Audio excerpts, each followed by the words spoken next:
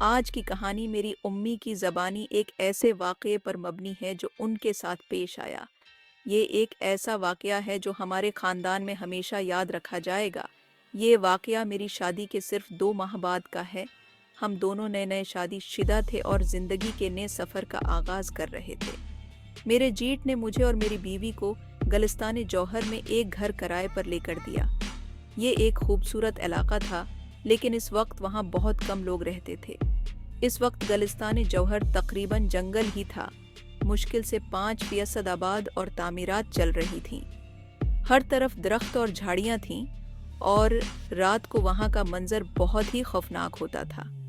ہر طرف جھاڑیاں تھیں، وہ گھر برسوں سے بند تھا اور اس کی حالت بہت خراب تھی۔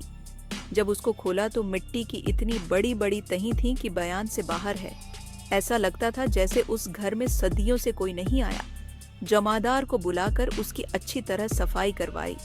کئی دن لگے اس گھر کو صاف کرنے میں، لیکن آخرکار ہم نے اسے رہنے کے قابل بنا لیا۔ ایک بڑا سا صحن تھا جس میں بہت بڑا پیپل کا درخت تھا۔ یہ درخت بہت پرانا اور پراسرار لگتا تھا۔ میرے شوہر صبح کام پر چلے جاتے تھے اور میں گھر میں اکیلی ہوتی تھی۔ یہ وقت میرے لیے بہت مشکل ہوتا تھا کیونکہ میں اس نئے ماحول میں خود کو اکیلا محسوس کرتی تھی۔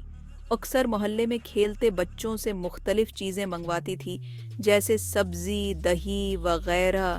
بچے بہت معصوم اور پیارے تھے، لیکن ان کی باتیں کبھی کبھی مجھے ڈرا دیتی تھیں۔ بچے کہتے تھے کہ آنٹی اس گھر میں اثر ہے۔ ان کی باتیں سن کر میرے دل میں خوف پیدا ہوتا تھا، لیکن میں نے ان کی بات کو نظر انداز کر دیا۔ میں نے بچوں کی بات کو نظر انداز کر دیا۔ میں نے سوچا کہ یہ صرف بچوں کی کہانیاں ہیں اور ان میں کوئی حقیقت نہیں ہے۔ ایک دن نماز کے بعد قرآن شریف پڑھ رہی تھی کہ اچانک قرآن کے صفحات خود بخود بند ہو گئے۔ یہ منظر دیکھ کر میں حیران رہ گئی۔ مجھے سمجھ نہیں آیا کہ کیا ہو رہا ہے۔ میں نے سوچا کہ شاید ہوا کی وجہ سے ایسا ہوا ہو، لیکن گھر کے اندر کوئی ہوا نہیں چل رہی تھی۔ اس وقت پورے گھر کی لائٹیں جلنے اور بجھنے لگیں۔ یہ منظر بہت ہی خوفناک تھا اور میں بہت ڈر گئی تھی۔ میں چیخ مار کر بھاگی کیونکہ اکیلی تھی اور بہت ڈر گئی تھی۔ میں نے فوراً اپنے امی کے گھر جانے کا فیصلہ کیا۔ اپنی امی کے گھر گئی اور ان کو بتایا تو انہوں نے کہا کہ یہیں رک جاؤ۔ ان کی بات سن کر مجھے کچھ سکون ملا۔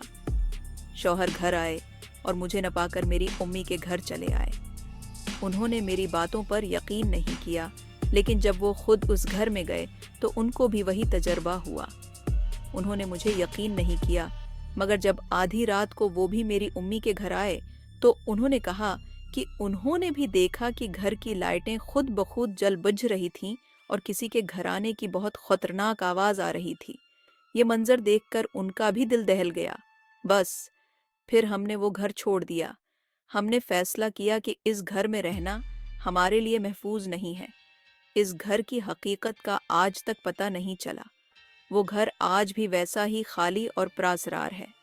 مالک مکان کو بھی کچھ معلوم نہیں تھا، بس انہوں نے اتنا بتایا تھا کہ اس گھر میں 10 سال سے کوئی نہیں رہا۔